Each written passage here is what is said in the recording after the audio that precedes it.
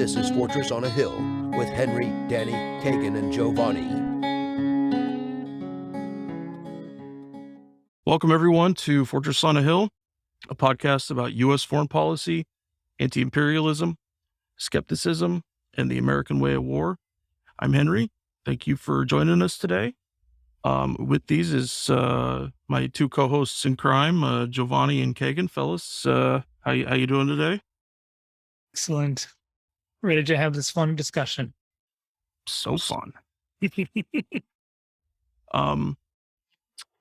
And we are Giovanni. How are you doing, man? Doing great. I got a number of taking the mute off when I talk, but I'm doing great. Happy to be here. Happy to see how I talk to our guests, engage into this discussion. Hell yeah. So we are joined today by Ross Caputi. Did I say that right, Ross? Close enough. And Scott Spaulding.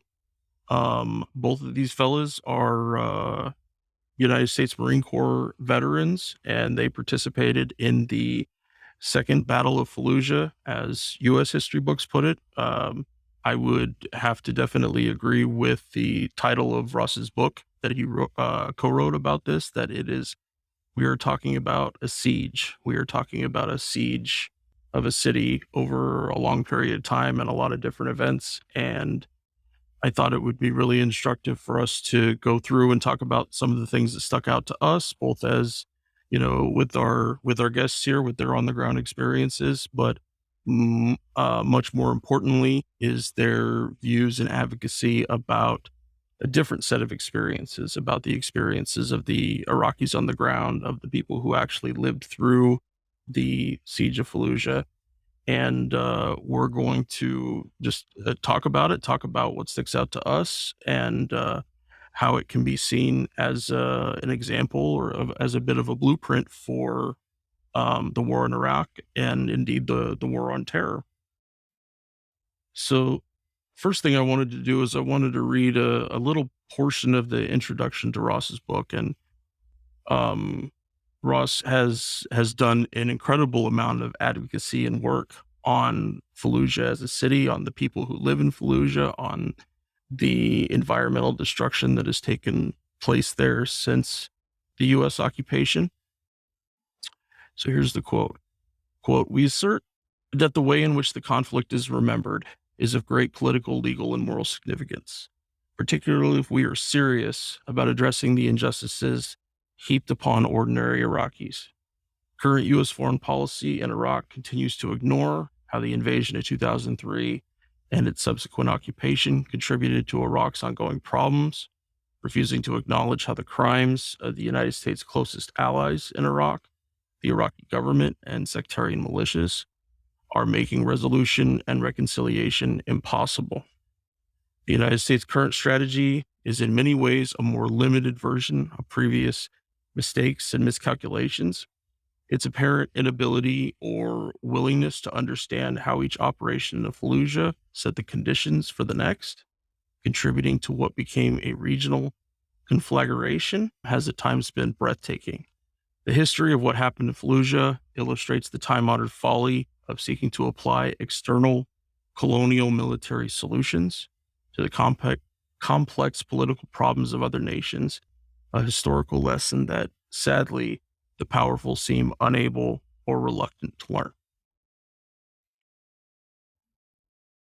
Ross, I was hoping we would start with you. Can you talk about the initial invasion and what was happening with Fallujah at that time? And will you bring us up to, say, just before the mercenaries were killed?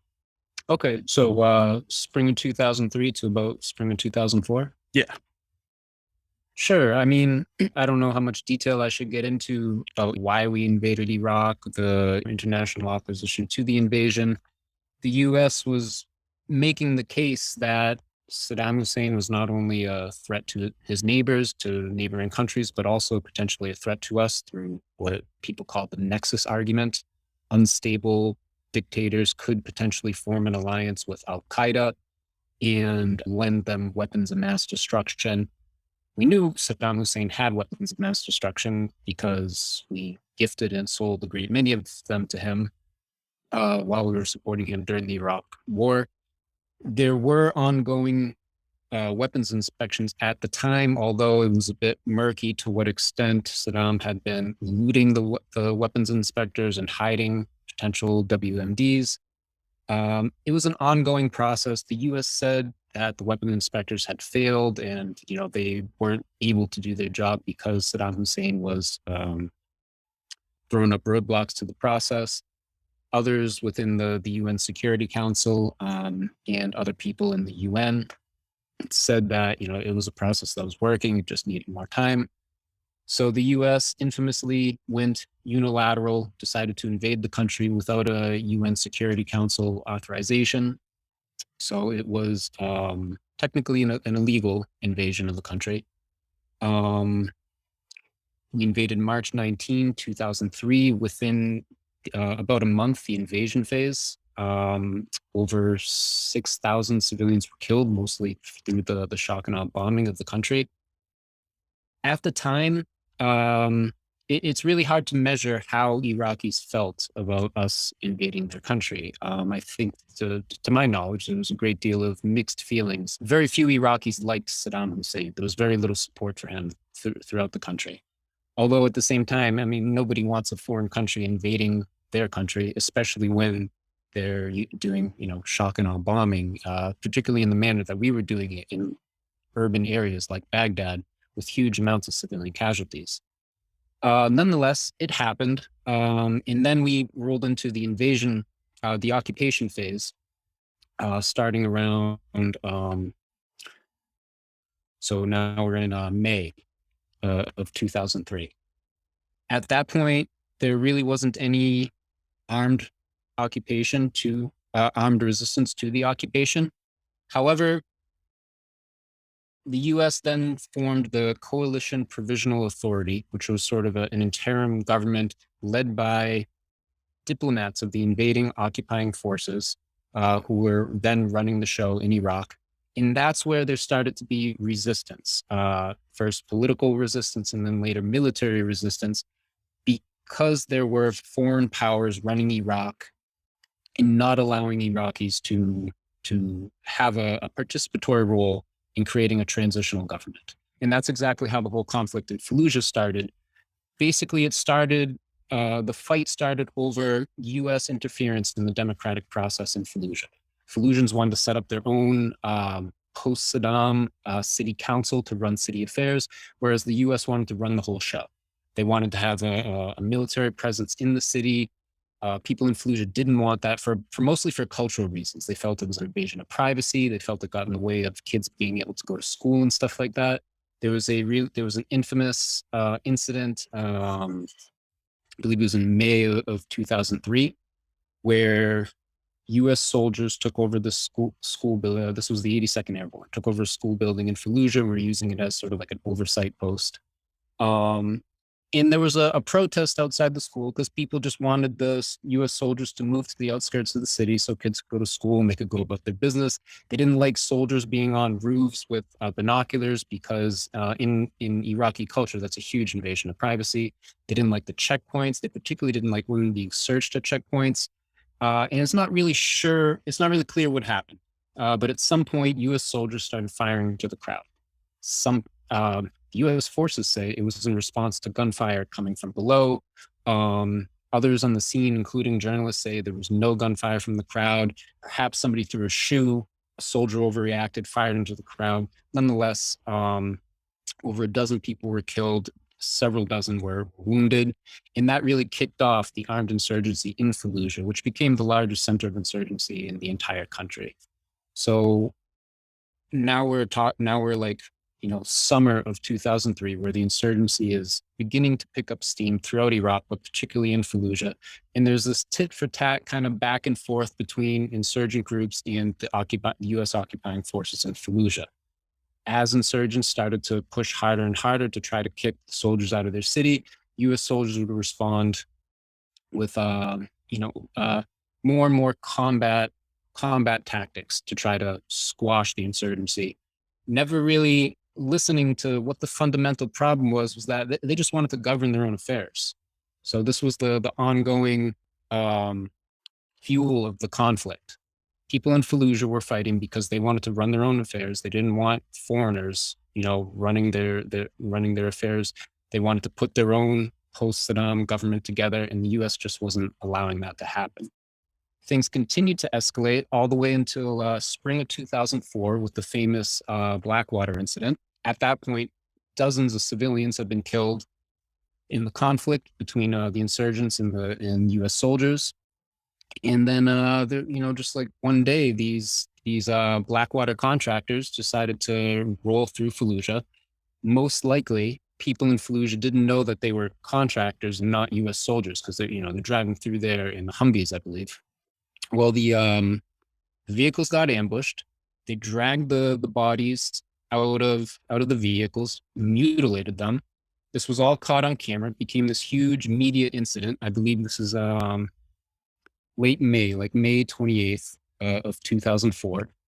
It was right after a change of command too. The Army unit left, Marine unit rolled March. It was March. March, thank you. March 28th. Became this huge media spectacle. And the way the media presented it was, these were civilians who were attacked for no reason at all, driven by a sense of anti-Americanism, religious fanaticism. And it created enough outrage back in the US to pressure a retaliatory operation in response to this. And that would be the first siege of Fallujah. And I can say more about, why this is siege warfare and why phrasing it as a battle isn't really appropriate. But I think that got us to where you want it to be. Is there anything else you want me to touch on? No, that was great. So I don't know how I stumbled on this just today. But I've done different searches about about the deaths of the mercenaries and, kind of the circumstances around that. And it actually turns out from, I don't know if they're records from Blackwater or just journalist stuff, but there were actually two teams that were, I don't know if the teams were supposed to be traveling together or they were traveling separately. But a Blackwater manager, I don't know exactly what their expertise was, gave them a route to go directly through Fallujah, which was an area that our coalition forces weren't really going into Fallujah, certainly not en masse and certainly not much of the time. And so these two teams, which, the kind of guys that we're talking about here, we're talking about, former Army Rangers, former Green Berets, maybe Navy SEALs, but usually guys that are pretty technically proficient in what they're doing. And so the two teams, one team went through Fallujah, and that's the story that we know of the four mercenaries who were killed. And then one team decided to travel around Fallujah. They made it to their destination. They did whatever mission they had, and they made it back to Baghdad in the same day. And so it seems that the route, that I don't know exactly why that other team still went in that way, but at least that there was some very specific actions by the other team, knowing that was and absolutely should have been treated as a hostile place to go, not a place to go especially not with the amount of personnel they were supposed to have. They were also down two other mercenaries that would have been their door gunners. So there was a lot of reasons as to why this ended up happening, not including the fact that these guys were driving through an area that was very hostile to coalition forces at the time. And so it's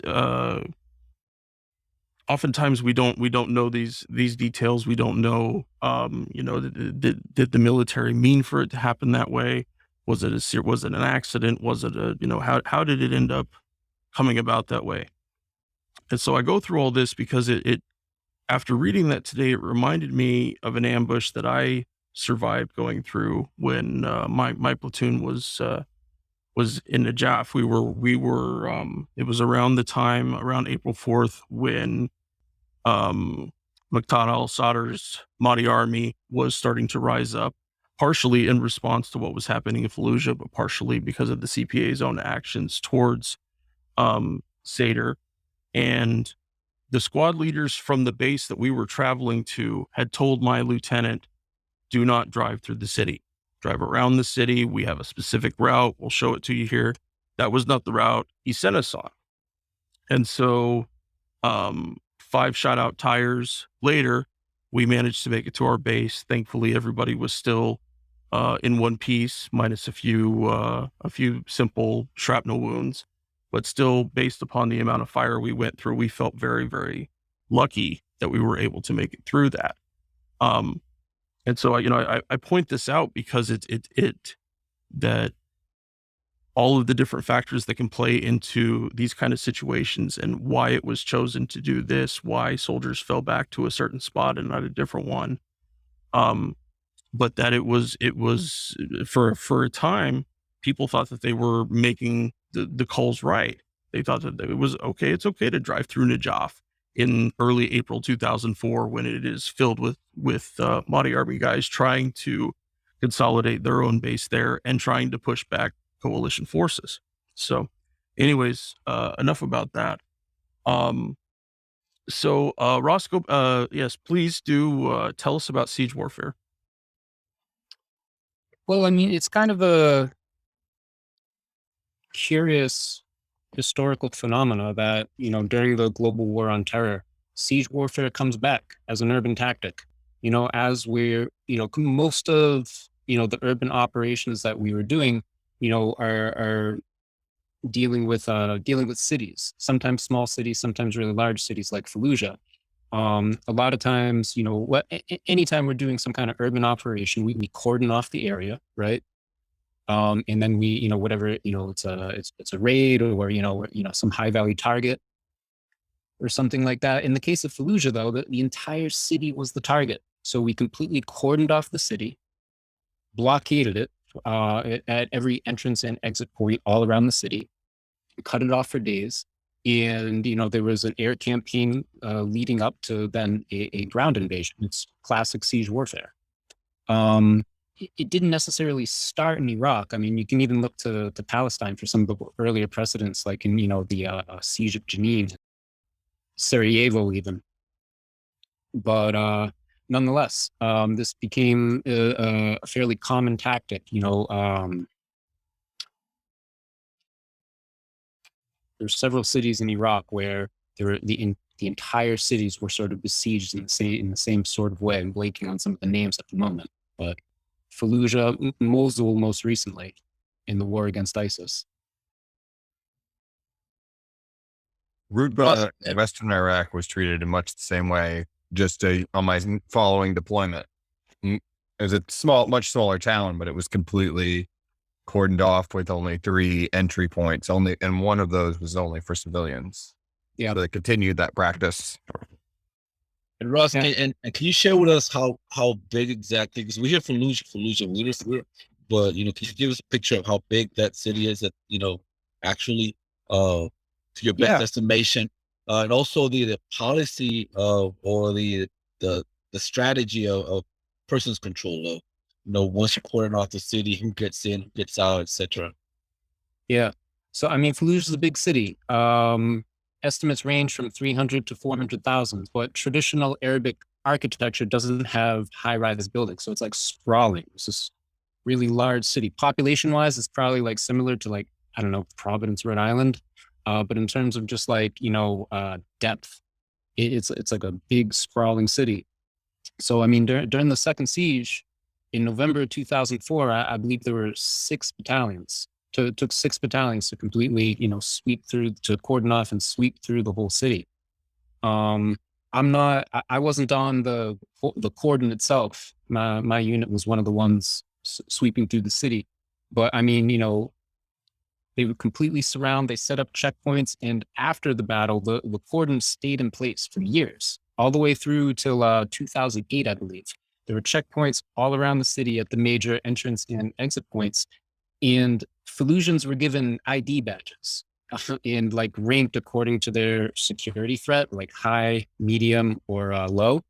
And in order to get in and out of their city, to either go to school in Baghdad or go find work in some outside town, because none of that is happening in Fallujah under siege, they had to go through these checkpoints, and it took hours for them to get out just to go, I don't know, sell vegetables or something like that outside of town. And there was, for looking at what became of the insurgency and how Fallujah, it certainly wasn't the beginning of that, but it was one of the biggest aspects of the insurgency as it really kicked off there in, late March, early April 2004. That Fallujahans had already had a whole host of incidents with the U.S. military in different ways. There was some I hate saying it this way, but there was some misdropped bombs from the Gulf War that fell onto market areas adjacent to Fallujah that killed dozens, if not more. And if anything, coalition casualty numbers are going to be low. You had the Roswell, you talked about the protests at the school, the shooting of the school, and there was another shooting that happened a little bit later. This was at the Bath headquarters where isn't that where the CPA had taken over, or was it? I can't remember if it was the CPA or it was the Marines. Hold on. Is this an incident in September you're thinking of? No, this is something different. This might have been the same day as the school massacre. Okay, I think the Bath headquarters, and then I think it might have moved downtown to the school. And then I think also in September there was another incident with new police forces. Fallujahans wanted their local guys to be the ones policing the city. The CPA was trying to impose their newly trained police force on Fallujah, and there was a little skirmish there that killed about a dozen. And then we also have, one incredibly huge factor is just the overall treatment of Iraqis post Gulf War, but before the invasion, that involved bombings of different kinds, Operation Desert Fox, among others. And of course, the many deaths that were caused as a result of U.S. sanctions. So, it would be really naive of anybody to look at it and not take that historical step back and know that even for the little that Fallujahans had actually seen living in the flesh Americans, that they already had a very extensive and very bloody history with America up to that point. And it's a really important point because, here in the States, when the United States says we're going to help Iraq build its democracy, nobody really questions that here. We believe that our country, in a lot of cases it has genuine goodwill towards these other countries and is trying to help. Iraq, for very good reasons, most Iraqis were really skeptical to those claims that we're there out of, a sense of goodwill to help them build their democracy. And there was a lot of things wrong with the way that we were going about it there. And Iraqis had very good reasons for being against it. But it wasn't being well reported in the news. A lot of Americans didn't. Americans just sort of think like elections equal democracy, that there is no real like qualitatively better or qualitatively worse democracies. And since we're bringing democracy to Iraq, if they don't want it, then they get lumped into this rejectionist camp. Particularly Sunni Arabs, Sunni Iraqis were being lumped into this rejectionist camp because they were opposing, what we were trying to do in their country. But I mean, you had the head of the CPA, Paul Bremer, who had his 100 orders, basically 100 dictates that he was trying to have written into the new Iraqi constitution without any Iraqi consent, not even a plebiscite. No, not even like a polling of Iraqi opinions on whether or not they wanted these like enormous sweeping changes that Paul Bremer was enacting, written into their constitution. Like they just weren't being involved in the process of building their democracy, which is obviously very problematic. Yeah, and pretty much when it comes down to this ideology of the civilizatory mission of the 18th century, the early 19th centuries, for example, Western, you go back to the white man's burden, where is the burden and is the responsibility of of white imperial countries to spread civilization around the world, right? Take our civilization, you put in democracy now, which pretty much substitute the civilization. But it goes back to the era. It goes back, it goes all the way back to Napoleon's invasion of Egypt in 1798, where they felt they have a civilizatory mission as well to enter this country that was strange to them and just shape it into their will. I recall going back to what you said earlier, Ross, about the feelings towards Saddam and the reasons that were given to us, as to why the necessary to invade. I remember that vividly. I was in the military then. Also, I was a teenager during the invasion or during the war in 90. And during the war in 90, I remember that I joined the military shortly after the 1990 in a war against Iraq. I remember seeing Saddam going from hero to zero, because prior to 1990, Saddam was an ally. He was a good guy, right? And then right overnight, very Orwellian, he became he became the Attila the Hun overnight. He became the new Hitler of the Middle East. So when I remember all the rhetoric of Bush Sr. talking about how he became all the just overnight, and what was hypocritical about it was that when Saddam was a hero, when Saddam was the best friend America has in the Middle East, Bush Sr. was director of the CIA.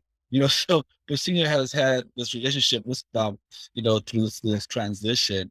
Also, you mentioned about Henry mentioned about the siege. The siege goes way beyond the siege in Fallujah. It goes all the way back to the sanctions in Iraq. I recall the Iraqi sanctions being the most severe sanction ever imposed on any of the country. This was a UN sanction, by the way.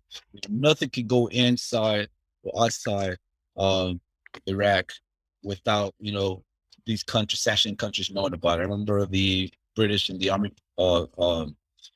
planes, patrolling Iraqi skies. Iraq lost after 1990, lost its airspace. It's just, it was being violated 24/7. They were bombed throughout the 90s as well.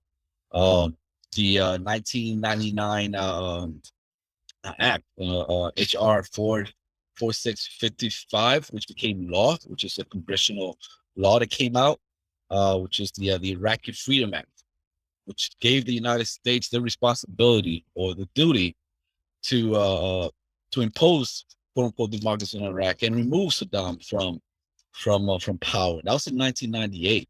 That was prior 9/11. So the policy to remove Saddam was there already. They were working towards it already. Absolutely. Scott, what you got to say, to that? I need to learn to unmute too. I thought the space bar would do it.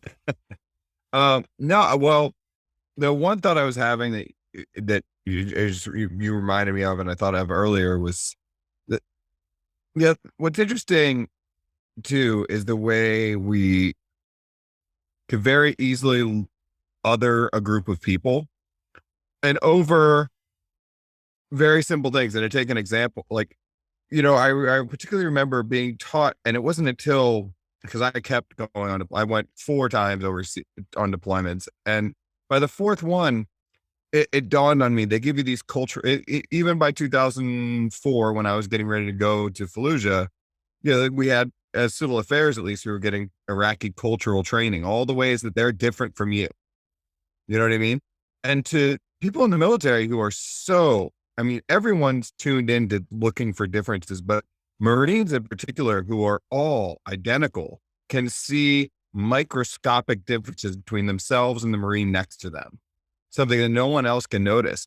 And I felt like the cultural training we got sort of primed the pump to see them as different, even though it was meant to be understanding. This is when they don't like when you put you show them your feet, and it's like, well, I wouldn't like if you stuff your dirty, muddy boots on my furniture either. And where they don't like when you come in their houses and leer at their women, and it's like, yeah, I wouldn't appreciate anyone disrupting me in the middle of the night. And another example that you made me think of, Ross, was the binoculars thing. I live in Baltimore, and there's nowhere where it would be normal to look at another human being with a pair of binoculars or acceptable. Yeah. You know? But we were sort of primed to see, well, that's just a cultural mores they have. And that's how they're different from us. When in fact, it's something that makes us the same, but we're taught to see difference in a way that's precunious, but it's interject there. well intended.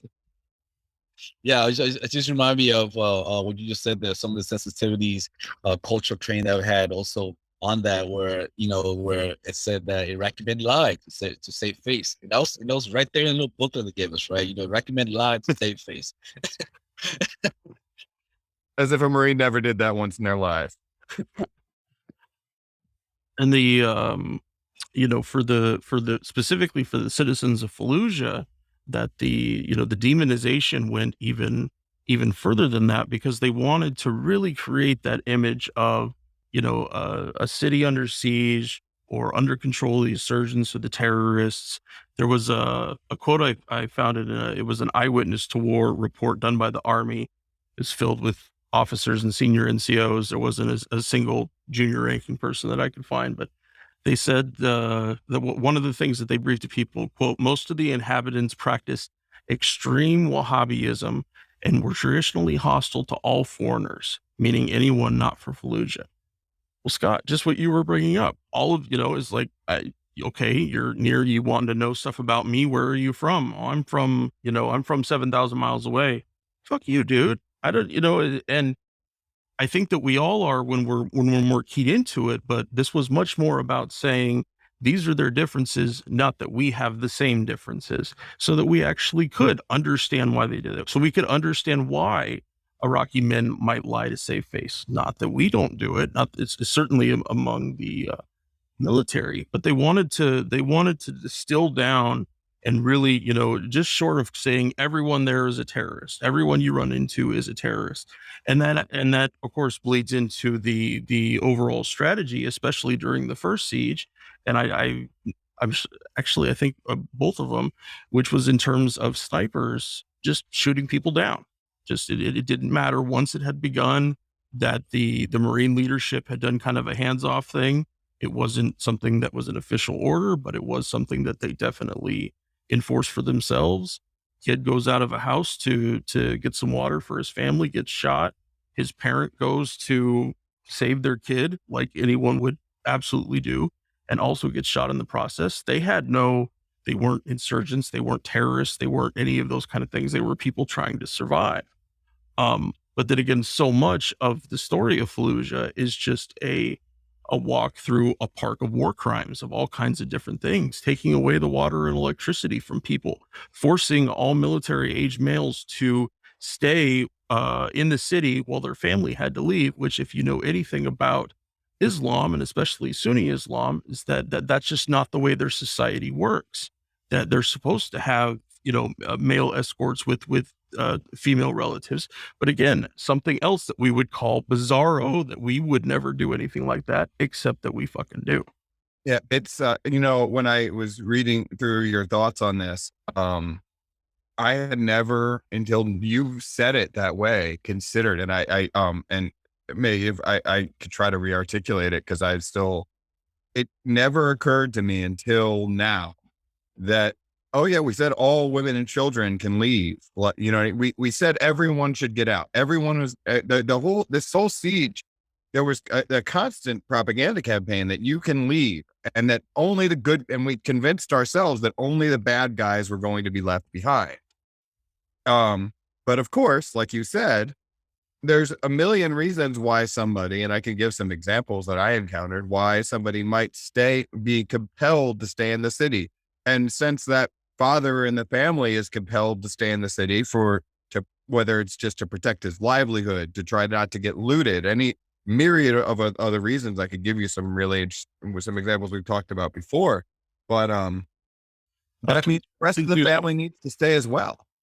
The example specifically that I encountered was a father of two, and it's very sad that the standard of care is as low as it was there, but there was a father of two mentally disabled adult sons, who he knew he couldn't leave the city with. He knew he couldn't carry. He unfortunately, the interesting thing was they convinced themselves at first they had found some sort of torture chamber, but in the evenings he would handcuff his sons to the bed because he was the sole caretaker for these adults who were severely mentally deficient. Let's say I'm failing. My words are failing me badly at the moment. I'm sorry, but he found them chained to the bed, and we found them chained to the bed, and are like, "What is this? This is a torture chamber. They're kidnapped." And it only took the interpreter to explain that he couldn't leave the city because he knew that there was nowhere else he felt like he could keep them safe. So I can only imagine how horrible it was for not only for his two sons to process a battle going on around them and Marines kicking in their doors, and then the father trying to explain all of that had to be horrifying. But there was nowhere else for him to go. You know what I mean? And we convinced ourselves that anyone that was still in the city would be a bad guy. And that, yeah, if they're running from house to house, it's only because they're moving from one weapons cache to the next. And they've came up with this artful dodge where they think they can get away with exploiting the ROE, they're exploiting the rules of engagement by not carrying weapons, is what legitimately Marines were convinced was true. That they were leaving their weapon in one house to go to another weapon in another house, and they think they could just walk across the street unarmed and we won't shoot them because those are the rules.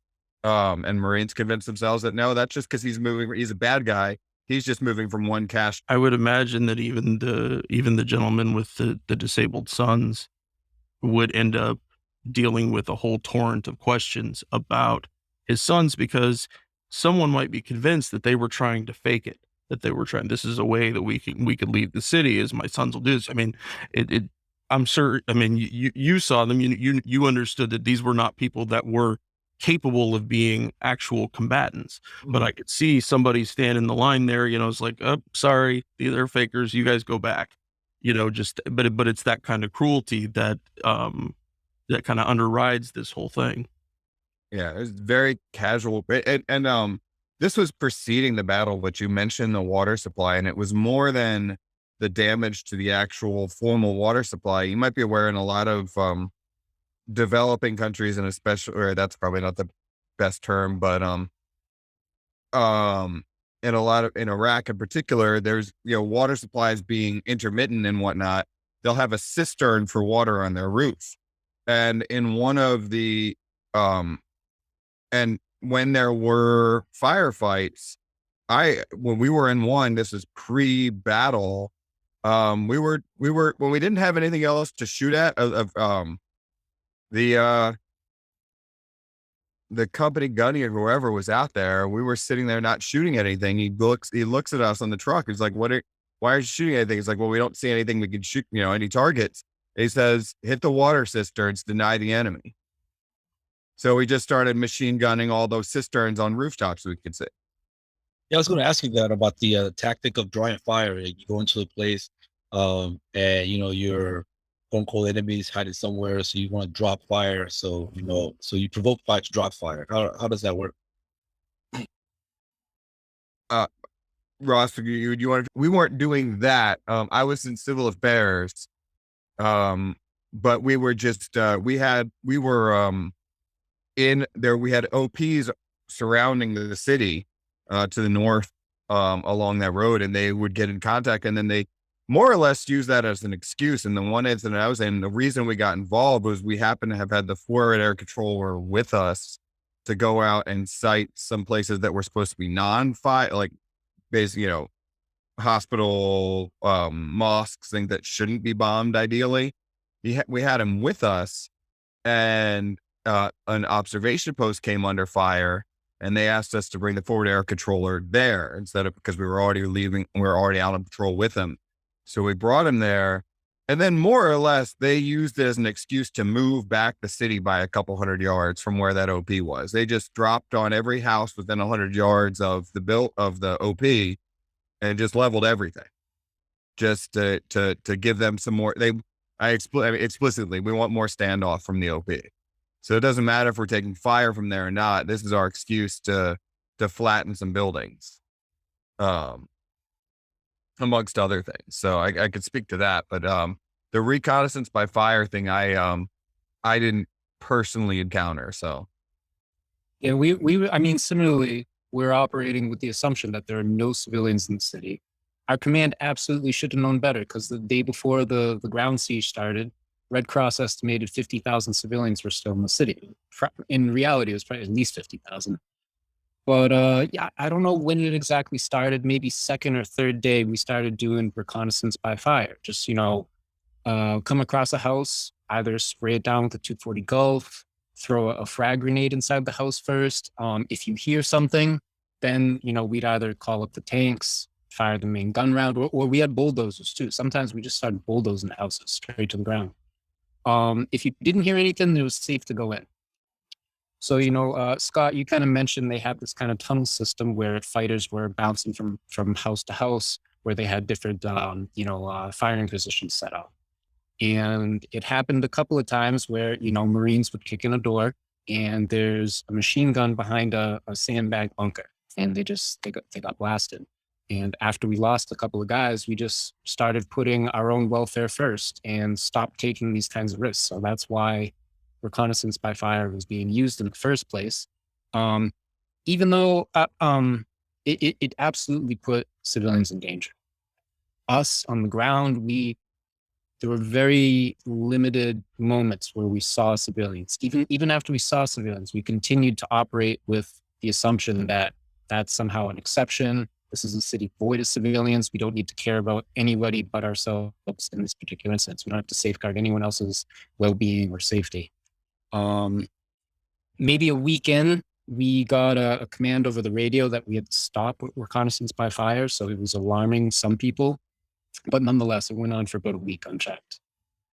The understanding about the way that the homes are built in Fallujah, in Iraq, and places similar to it, was that because it's a cinder block house, it's they're very solid structures. They last a really long time, and so they withstand to explosives and arms, reasonably well, especially compared to the kind of stuff we have here in the States. That allowed the strategy that you could frag the courtyards, you could frag every single room in a house. There really weren't many limits in that way. And so, and especially when it came around to using things like white phosphorus or thermobariacs, is that it really doesn't seem to me like they could have any kind of a good hold on how much more extensive damage was happening, not just in the buildings they were in, but if people were hiding in houses on either side. Thermobariacs could end up collapsing people's lungs and doing all kinds of things. And they've said it. What you mentioned, Ross, is that the strategy, it just became worse and worse as time went on, because they did not want to have more Marine casualties, which I can appreciate that. I can appreciate not wanting anybody else to get hurt, but there's supposed to be that line in there that, in terms of like civilian lives, are American troops willing to risk themselves for civilian lives? Why are they not? I remember hearing that from, honestly, it was General Thomas Frank, or, it's, yeah, General Thomas Frank. I remember him vividly because he said on an interview that, that we're not in the business of, that he was asked about civilians casualty, and he said the America's not in the business of counting civilians casualty, right? He said that on TV. And there was another general, I'm not sure if it was him or someone else, that said that, he valued more the life of an American soldier is way time, more value than that of the Iraqi. Therefore, that's, people operate under that assumption. Ross, I want to make a point to what you said about, you're operating under the void of civilian presence in the area. Why people would leave when they're given a chance to leave. I mean, you can bring it home. You can bring it home here to Katrina, for example. People were told to leave New Orleans area, and people left, but people stayed. And then when Katrina hit, the water, the dikes broke and people started drowning and dying and everything. I remember hearing people were saying that, well, they were giving the opportunity to leave. Why would they stay in the city? Well, no one considered that you can leave the city if you can afford to leave the city. Only those who can afford to leave the city left the city, New Orleans. But those who couldn't had to stay. And just like other things, if I leave, someone will steal my stuff or bring it to my house, etc., etc., etc. Will you just wait it out? It might not be that bad anyway. People do that routinely when they're told to leave they're all the hurricane, people say, we just wait it out. We just wait it out because it's not gonna be that bad, etc. Like tons of reasons why you won't leave a city. You know what? I did a series of oral history interviews with some refugees from Fallujah living in Europe. And the way Fallujahs speak of people who stayed in the city during the second siege, they referred to them as the families that stayed. Oh, they're one of the families that stayed, like with reverence, as like a kind of honor for the people who, had the courage, like even what, in the situation that Scott was talking about, where they just didn't have like the means or the ability to leave the city. Nonetheless, they're treated with honor, that they had a sense of courage to not abandon their city in its most dire moment. We get asked often what people can do to help support the podcast. One really powerful way to help us grow and reach more people is to leave us a review. You can do that on iTunes, which is the best place to leave a review. iTunes does reach the most people these days. The next best place is Facebook. Go to our Fortress on a Hill Facebook page and look for the Reviews tab. Money is tight these days for everyone, especially in the lingering shadow of COVID. Penny pinching to make it through the month often doesn't give people the funds to contribute to a creator they support. So we consider it the highest honor that folks help us fund the podcast in any dollar amount they're able. Patreons is the main place to do that, and for supporters who can donate $10 a month or more, they will be listed right here as an honorary producer, like these fine folks: Fahim Shirazi, James O'Barr, James Higgins, Eric Phillips, Paul Appel, Julie Dupree, Thomas Benson, Janet Hansen, Tristan Oliver, Daniel Fleming, Michael Karen, Zach H., Ren Jacob, Howard Reynolds, Rick Coffey, and the Status Quo podcast. Your contributions are wonderfully helpful to us. Thank you so very much. However, if Patreon isn't your style, you can contribute directly to us through PayPal at paypal.me/Fortress on a Hill. Or please check out our store on Spreadshirt for some great Fortress merch. And now, let's get back to the podcast. Scott, you and I talked a bit about the about what the coalition was doing in terms of providing people a place to go in outside the city and little shanty towns, and that I think it was a college. Was it a college that you had mentioned? It was a technical college up to the north west of the city that we kind of arranged to warehouse some people, and then a town to the northwest called Sacklawea. We sort of fall back to make further camps there. And so yeah, there we did at least one of our tasks. Our main task during the battle was identifying a location for refugees we expected. It wasn't unexpected. And I couldn't recall the numbers, but we were expecting at least a few thousands. And then as a part of that, we ended up sort of, and it's funny you mentioned, I'm sure to those as the battle unfolded, it kind of became our battle rhythm to, as the units were collecting, usually their company or platoon headquarters, any civilians they came upon, we would go and collect them up and bring them out of the city and then hold them through the night so that we could release them in the morning when it was safe for them to walk up the road towards Sacklawea and where this place, where we had made further arrangements. And that's how we came, I came to encounter and sit usually overnight as like, watching them, and because we had to keep an eye on them and deal with the, some of the wounded, some of the minor wounds. If they were seriously wounded, they were evacuated. But minor wounds, having a medic look at them and sitting with these various families and just giving them a meal. That's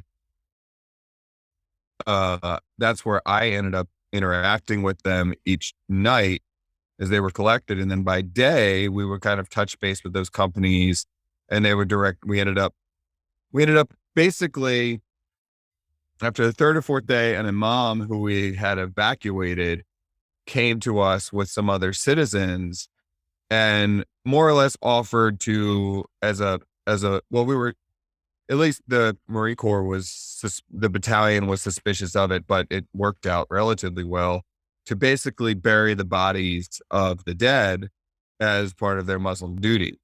So he organized his congregation and brought them to us, and we would bring them in the morning and search bodies. Well, they collected them. We would search them. They would collect the bodies and bring them out of the city for burial. And at the same time, we would collect living civilians and bring them to this collection point to hold them overnight.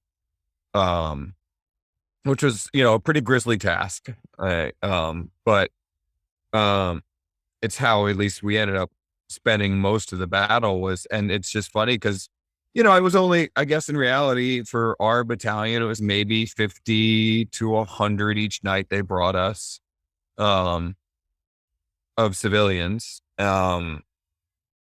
which would seem spread to a whole battalion worth of Marines. Maybe they would have encountered one or two of those each, the actual infantrymen that were kicking indoors. So they would see it as this aberration. Whereas I was seeing this other picture of where were a lot of people here, and a lot of them in circumstances I could empathize with. I recognized why they were there when, mother with dementia or a bunch of small children, just a bunch of reasons why they couldn't leave or didn't. And they gave their stories, and that started to, crack me a little bit. But I just saw it it's the strange thing. It almost, the civil affairs thing, even existing, I think, because on my second deployment, I encountered this with infantry Marines. It almost gives more license to do bad, because we have this one group of people who's supposed to be doing good. And I felt, well, I'm doing this job where I'm supposed to be doing the good things and helping out and alleviating the suffering and mitigating it or minimizing the likelihood of suffering. But then in the bigger picture, it just allows, I've seen Marine just on the lower scale. When we were in Fallujah, the civil affairs guys are here. They'll pay for the damage. We can loot. We can take all the cigarettes we want because they're going to pay for the damage. We're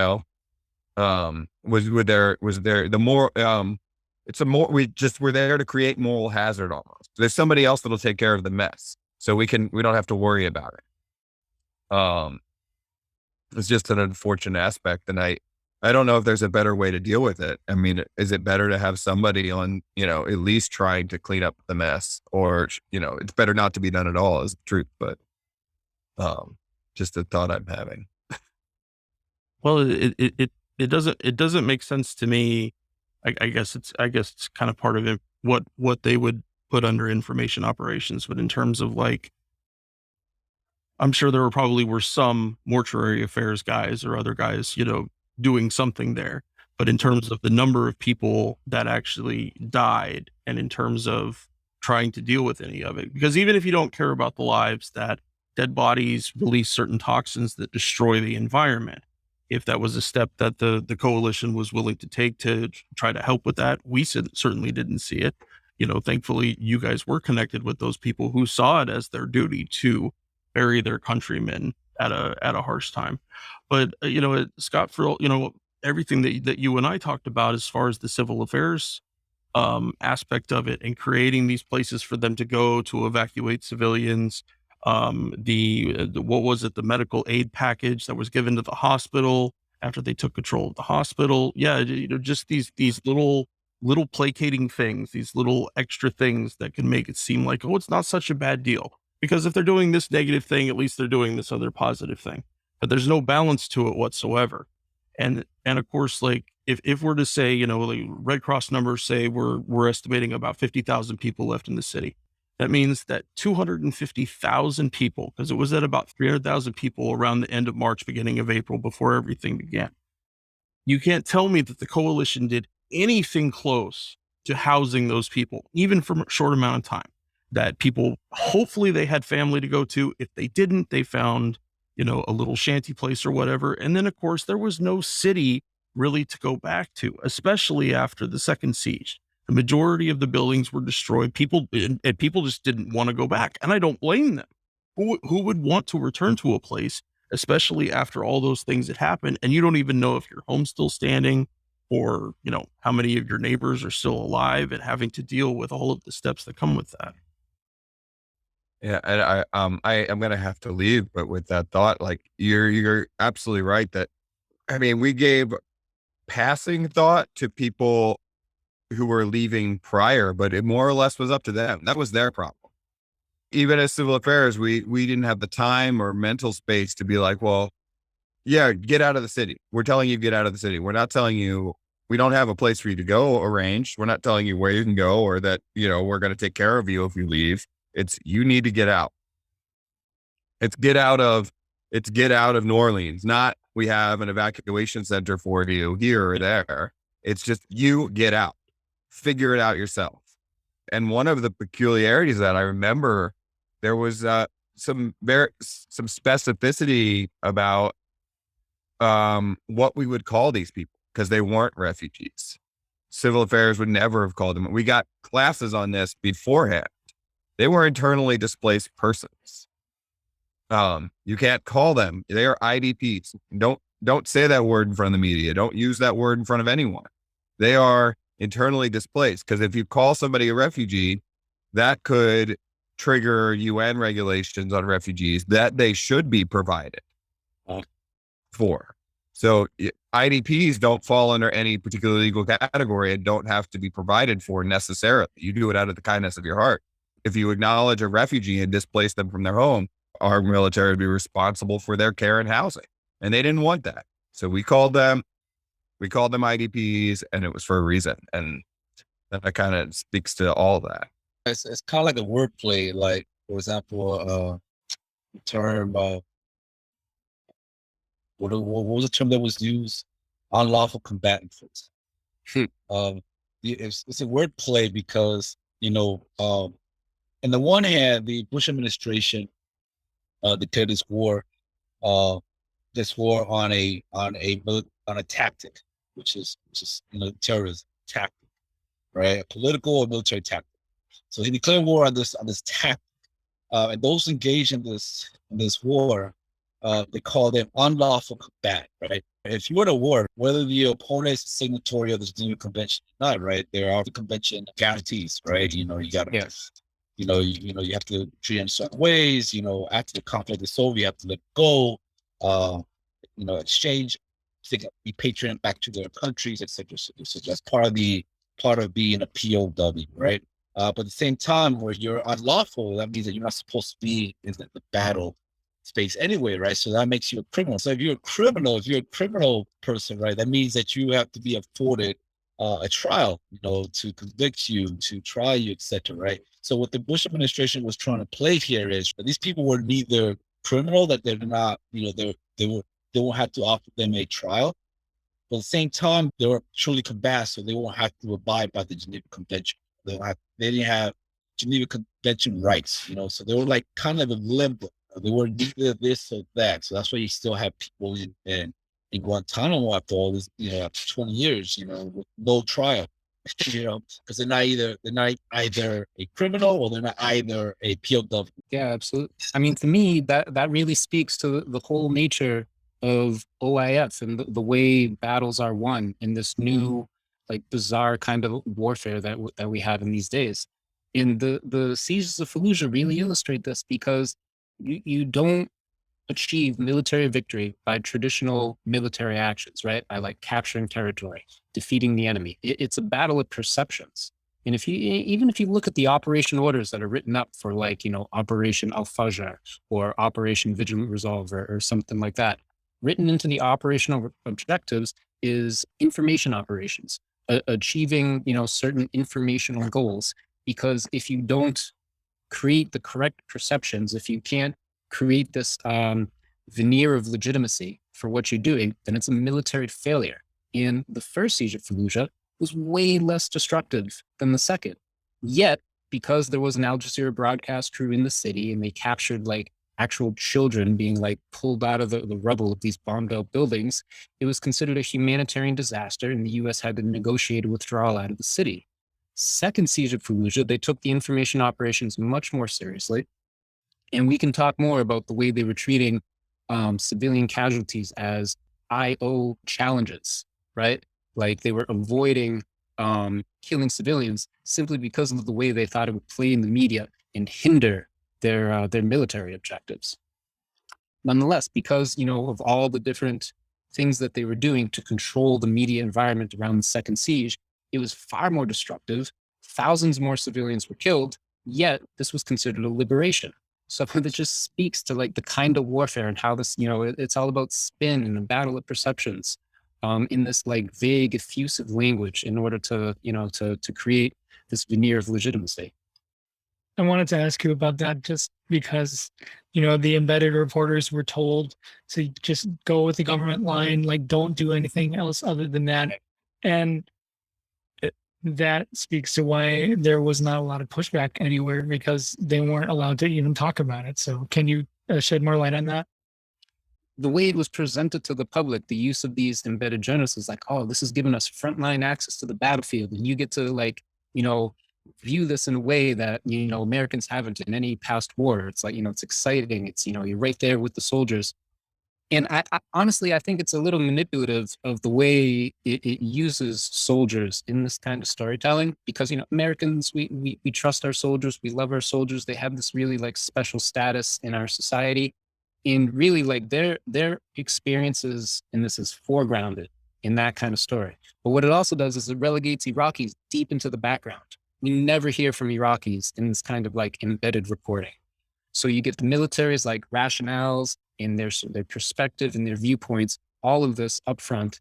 Iraqis are far off in the distance, and it's absolutely kind of propaganda. It was treated as it wasn't a psychological operation. Technically, it was public affairs, but nonetheless, under this umbrella of information operations. And really, like, that's the way the battle was won. Will you talk about some more of what they coined the IO challenges, the hospital, stuff like that?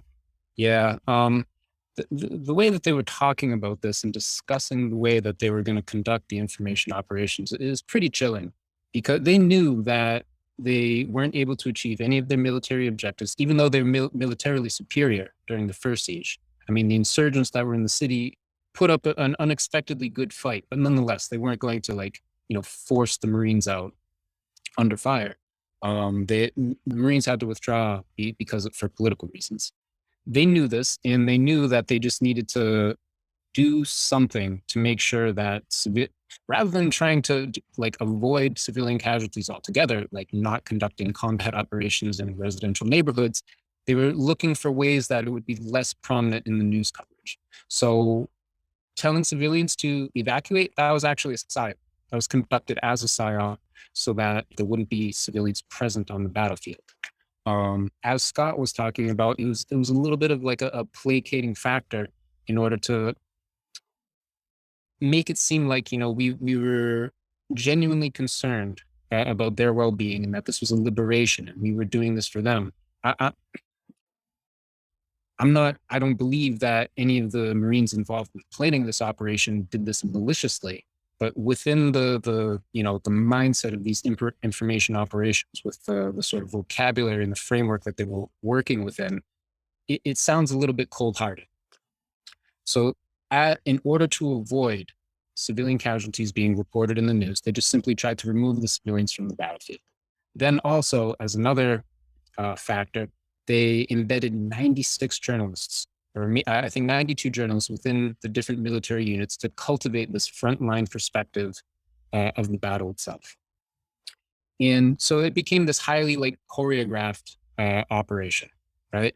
And there was no alternative or independent media allowed in the city, whereas there was Al Jazeera broadcast city in Fallujah during the first siege. If any other independent Arab media tried to get into Fallujah, they would have been arrested during the second siege.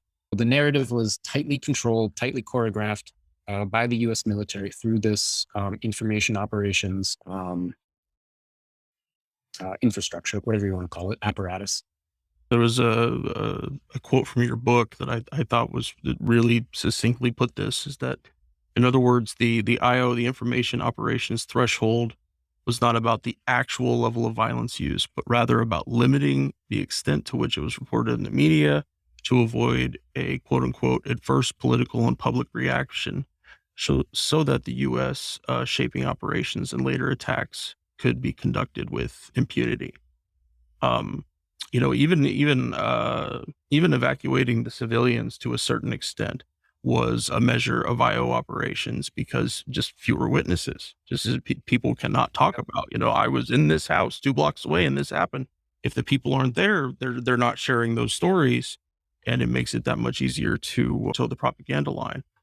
And it even goes into the months leading up to the second siege, because if you remember the first year of the occupation, the U.S. didn't want to say that they were facing an insurgency.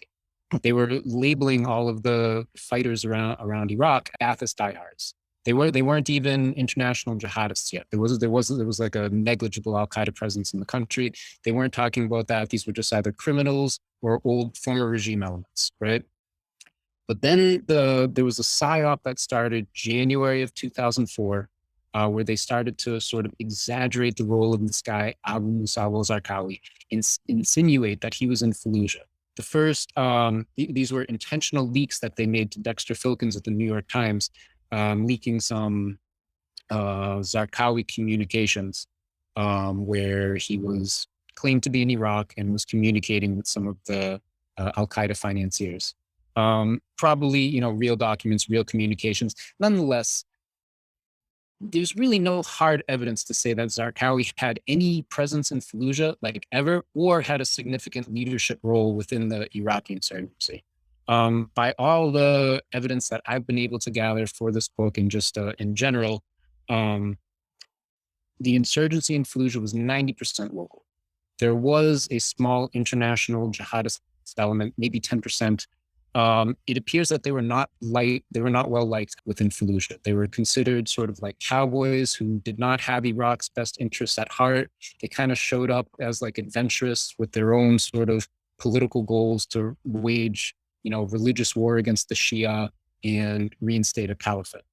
But in reality, the majority, yes, all of the fighters in Fallujah, they were religious. They were Muslims, and there was the strand of Wahhabism in Fallujah.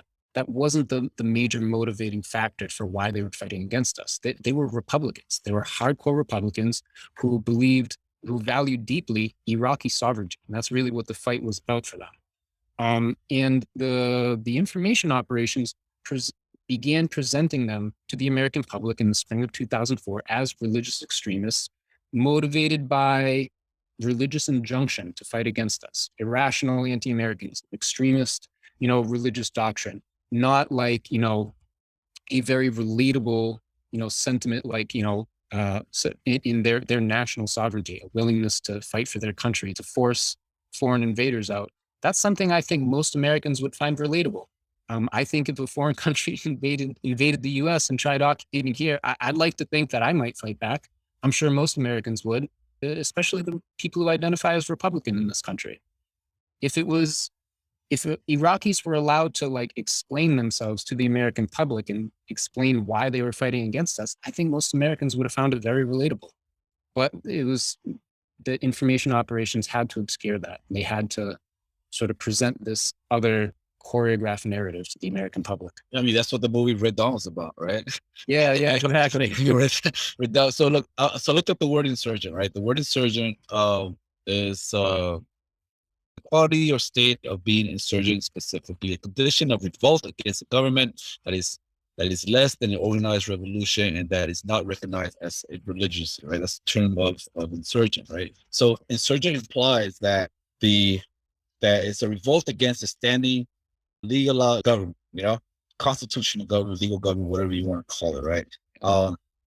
And if you recall in history, right, they used to call the war against the Filipinos at the beginning of the 1900s, they call it the Filipino insurgency. Until recently they changed it into the Philippine War. Why? Because they were fighting against an occupying power, which was the United States, right? So by calling them insurgents, right, it was implying that the occupying power in the Philippines were the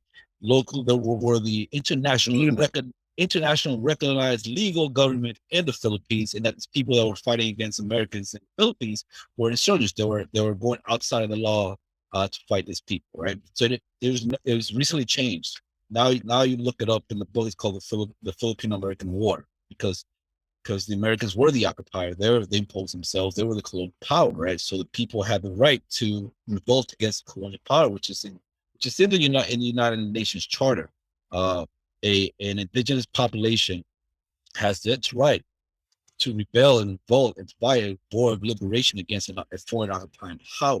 Just like you say, Ross, that it was sold to the American people that we were liberators, not occupiers, that we were sold to us, that we were received by people with flowers like the Americans were received in Paris, after, in parades and flower. That didn't happen. So by labeling the resistors, by labeling the people fighting, the Republicans, or the people fighting for sovereignty as insurgent, right? We're implying that they were operating outside of the legal, constitutional, or international recognized law, which implied that the Americans, Bremer, was the law and or was the legal government in Iraq, when in fact he was, Yeah.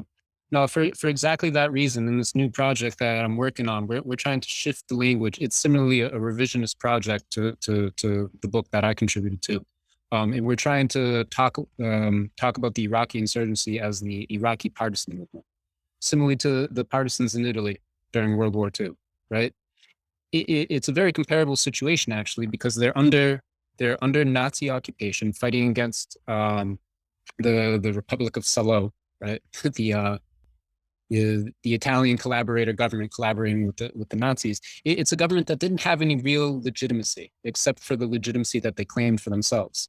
In the same sort of way, the Iraqi partisans saw themselves as fighting against an illegitimate government that was being formed under occupation, which technically, according to international law, is illegal. You can't write a constitution under occupation.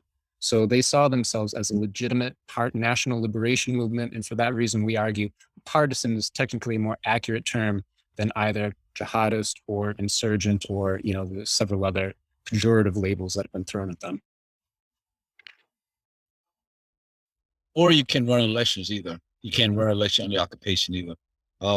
Another thing I wanted to point out there, Ross, now we're going into the insurgents, right? Were you aware of the story of Colonel James Steele? A little bit, yeah. Talking about the connection with El Salvador. Yeah, the Salvadorization of Iraq during the beginning of the resistance against American troops there, right? It was more, American was getting a lot of heavy casualties at the beginning, when it started around 2004 and whatnot. It was getting a lot of heavy casualty, right? And it was more along non-partisan line, right? There was Sunni, Shiites, leftists, people, Iraqis that we call them non-religious people, secular. It was more of a combined effort, right, to repulse. Yep, absolutely. To push out the invaders, right? But with the Salvadorization of Iraq, what it created virtually death squads. Pretty much people within the Iraqi newly created army created ghost battalions, of ghost units, to actually operate outside of laws of war and create this friction among all the fighters and whatnot. And then after that, then you just went into a civil war. And then when they went to civil war, that's when American casualties started dropping a little bit, after they started fighting against themselves. Is that accurate description, or can you speak to that? Yeah, I mean, the only thing that I would add to that is when I conducted my world history interviews and I'm speaking with Iraqis about this, they don't use the term civil war. That's something that the American media was using to sort of gloss over this. They spoke of it as the militia war, because really they didn't see it as like a society-wide war. For them, it wasn't Sunni versus Shia, even though that sort of sectarian identity became very politically sensitive at that time. And most of this was happening under the auspices of the Iraqi Ministry of Interior. That's where a lot of these, ghost battalions, these police commando units who were being trained and funded, by the occupation, by U.S. forces, they were basically operating under the Ministry of Interior with impunity, targeting Sunni communities, abducting people, torturing them, then dumping the bodies into the Euphrates River, at the end of the day. And that went on for, 2006 into 2007. At the peak of it, it was like 1,000 bodies a day. The media presented it in truth, I can't really speak authoritatively on the way information operations were influencing the way the media might have been representing this. Nonetheless, the representation was that these sectarian sentiments within Iraq, the sectarian conflict is something very old. It's been going back 1,000 years. In the absence of a strong state, centralized state structure to keep this from happening, just, this bloodshed just sort of boiled over. It's just something that sort of happened naturally. And that's not really the case at all. As you're saying, like this was a divide and conquer tactic, right? They very deliberately polarized these sectarian identities, armed them against one another, setting out these forces under the Ministry of Interior against what they saw as the real threat in the country at the time, the insurgency within the Sunni Triangle, right?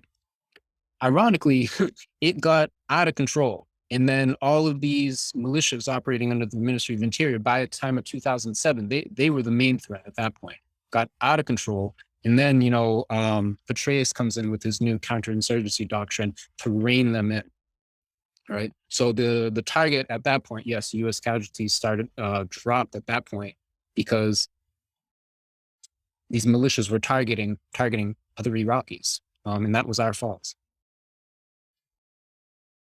But even earlier, but leading up to and as the beginning of the first siege, that there were Sunni sheikhs and leaders who were very, very adamant about we don't allow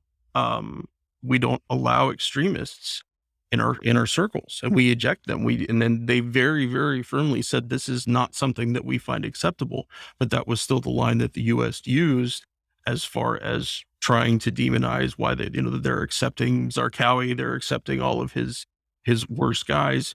Like you said, Ross, we can't even prove that he was actually there at all. But it really made the difference. But it doesn't seem like that the majority of the Sunni community was ever really accepting of Al Qaeda, of any of these other groups. And then of course the awakening came, and what was the idea that Petraeus' strategy was actually working when it only had a very limited shelf life, and then things changed again. Yeah, I mean, the tragic irony of the second siege of Fallujah is it had the opposite consequences of what they wanted it to. And when I speak with Iraqis from Fallujah and ask them about these foreign jihadist elements that were in their city, they speak of them with rancor, with like pure hatred, because they say they were the first ones to abandon the city prior to the second siege. It was the locals who stayed and tried to fight, and the local partisan movement was decimated because of the second siege. In that, after that, there was no one to hold these jihadist elements in check, and they took over the city afterwards. So the tragic irony is like we actually ended up giving the city to Al Qaeda because of the second siege of Fallujah.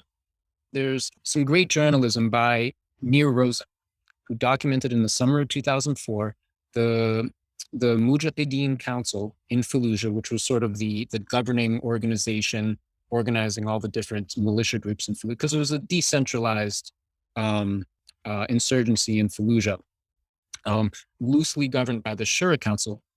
But the Shura Council was strong enough to eject different foreign elements who either were like kidnapping for ransom or were enforcing Sharia law when they weren't supposed to be doing. We were doing different things that just were like irritating locals, and they kicked them out of the city because they had the power to do so. They were capable of keeping these foreign elements in check. But after the second siege of Fallujah, they couldn't anymore. Ross, so I know you got a book out, but I first became in contact with you with one of your earlier works, which was Fear Not the Path of Truth, A Veteran's Journey After Fallujah. That was actually when I first joined the Iraq Veterans Against the War, anti-Iraq war veteran organization back in 2013, I believe.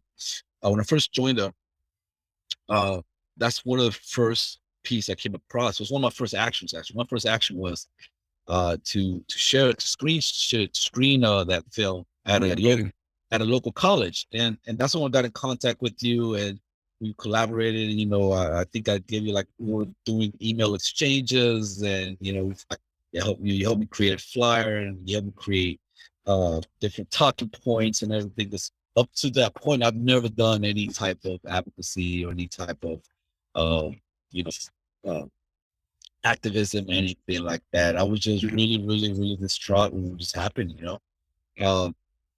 So, and one of the curious things that came across that screening, I screened like at a local college. I got a contact with the local professor, and he let me borrow his class. He bribed him with extra credit after, it was after hours. We had about good 30 students there, right? Brought pastries, donuts, and I brought iced tea and everything, and this and that, right? So we watched the film, and after the film, we had a good discussion. And I would say that the people in those rooms were on average in their, between 19 to probably mid 20s, something like that, right? There was one veteran, he was a student there.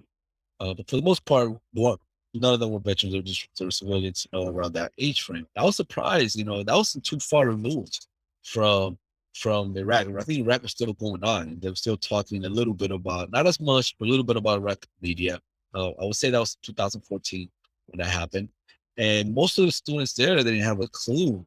It was something vague in their memory. The war in Iraq was vague in their memory. 9/11 was so vague in their memory. They know about 9/11 because they kept hearing it a lot, but they didn't know much about the Iraq war. They didn't know much of what was going on. It was just so vague in their memory. Can you guys input anything on that? You guys share, you guys had that experience as well? Talk to people. You just kind of erased. You just got in their memory. Yeah, I mean, I've been doing this long enough where my work has sort of shifted from activism to advocacy, now to memory work, because now it's almost 20 years, since the second siege of Fallujah. I'm getting old. I'm a middle-aged man now. And, the question is no longer, it used to be, what can I do now to prevent further bloodshed in Iraq? Or what can I do now to alleviate suffering in Iraq? And, we had different campaigns that we were working on to raise awareness about birth defects in Fallujah, support the hospital, this and that. But now, like, there's just, like you said, it's a distant memory for most Americans. I teach in college and high school these days, and most of my students, they were little kids when this was happening. They have no real memory of this. And it feels sadly ironic to me that something like, the Russian invasion of Ukraine is going on right now. And there's all this like moral outrage. How could Putin do this? How could he invade another country? Guys, we've done this a couple of times now. But that awareness just isn't there. So for me, the question now is, how do we make this a vivid, critical memory within the American public? And I've been trying using different media, doing videography, making a documentary movie, writing an academic book. I'm experimenting with different, kinds of media on how we're going to reach the public, create this kind of conversation, create a persistent kind of, critical, textured memory of like what actually happened. And can't say I've had a ton of success, but it's an ongoing project. There was a term in your book that I noticed today for the first time, and I think it's really prescient for anti-war work and for discussing these kind of things. And it was binary reportage. Mm-hmm. And that we have to understand that American narratives, especially American news narratives, it really can only go in one direction, that the United States is good and then whoever we were against was bad. And that's, that's if if your students do anything, I'm sure that they knew up to that understanding, but we have to be continually seeking, better sources, new sources, that I applaud you, man, going through different types of media, trying to see, what works, what doesn't, I've been absolutely floored by your book. It's an amazing piece of work, and it's And not just in terms of understanding Fallujah, but you want a real microcosm on the war in Iraq and the history of U.S. foreign policy, say 1980 to now, but even earlier by what Giovanni connected earlier with the Philippine American War, or was the Spanish American War? Anyway, um, but we have to keep pushing. We have to, and most people still aren't going to notice, but that doesn't mean that there isn't injustice there that needs to be dealt with and needs to be discussed. And hopefully, I hope that there will be a day when Americans aren't as ignorant and aren't willingly as ignorant of what their country does overseas, of the horrifying things that we do overseas, and pretend it's all okay. Pretend that it's an acceptable loss. We didn't cover this in much detail, but destroying the economic power of Fallujah. That there was an entire series of state-run companies that were there providing Fallujah and Iraqis with all kinds of things, with wheat, with rice, with different stuff. There was a whole bunch of things, and because of the neoliberal aesthetic that every U.S. intervention comes with, one of those 100 orders from Bremer at the start of the war was, we're closing all this stuff down. We're gonna make it happy for capitalism. Yeah, it's a terrifying thing, but I applaud you for continuing with it, man. I applaud you for staying, and trying to learn about it from as many people Thank you. as you can, especially. I'm always appreciative of these opportunities to continue to talk about this and try to, raise these issues.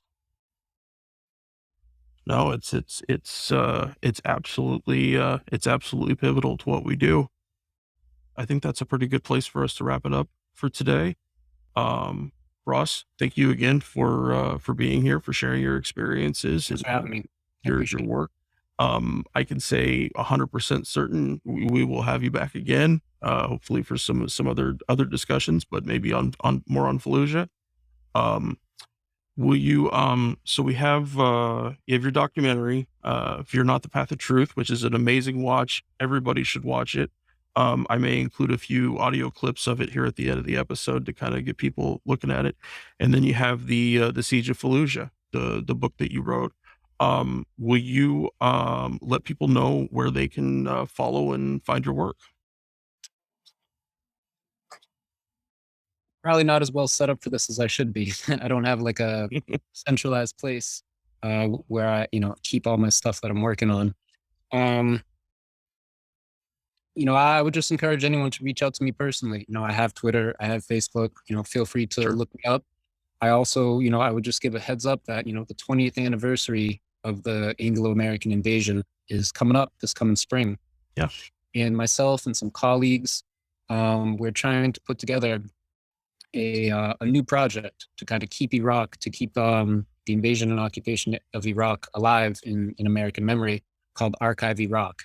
And basically, it's just going to be a centralized digital archive, all publicly available materials, public domain materials, with educational sort of digital exhibits, things that can be brought into the classroom, things that we hope will just be engaging for people to read at home. And so this is what I'm working on these days. It'll be available, come March 19, 2023, 20 years after all this madness. Ross, you also have a foundation that you started as well, right? For like reparation. Yeah, that's true. I mean, we don't quite have the manpower to do what we were doing in the past. I'm part of the Isla Reparations Project. It's a California-based 501c3.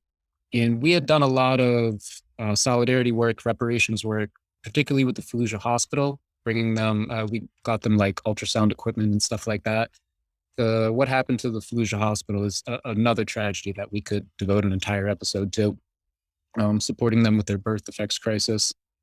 In recent years, it's just been harder and harder to fundraise around Iraq. The American public is distracted, particularly during the Trump presidency. People's attention were on trying to mitigate the damages there. People's attention was towards, being in solidarity with Black people and Black lives.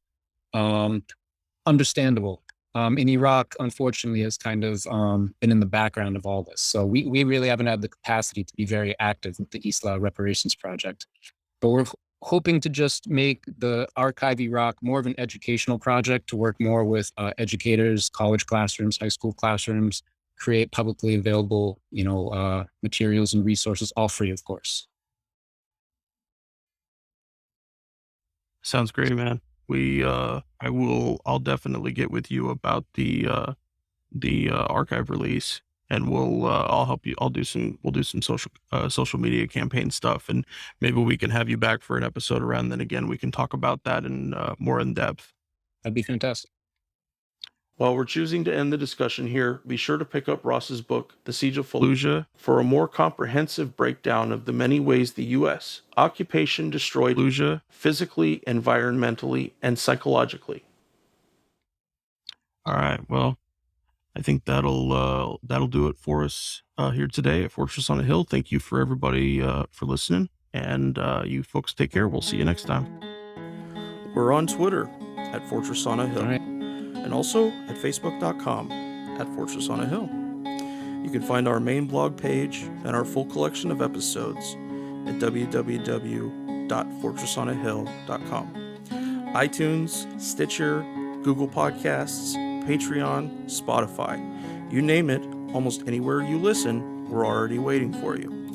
And hey, we're always in the market for more Patreon supporters. Please consider becoming a patron at patreon.com. And if you're not into giving us a monthly payment, think about giving us a couple bucks on PayPal. The link is in the show notes. Skepticism is one's best armor. Never forget it. We'll see you next time. Come on, you good people, and listen to my song.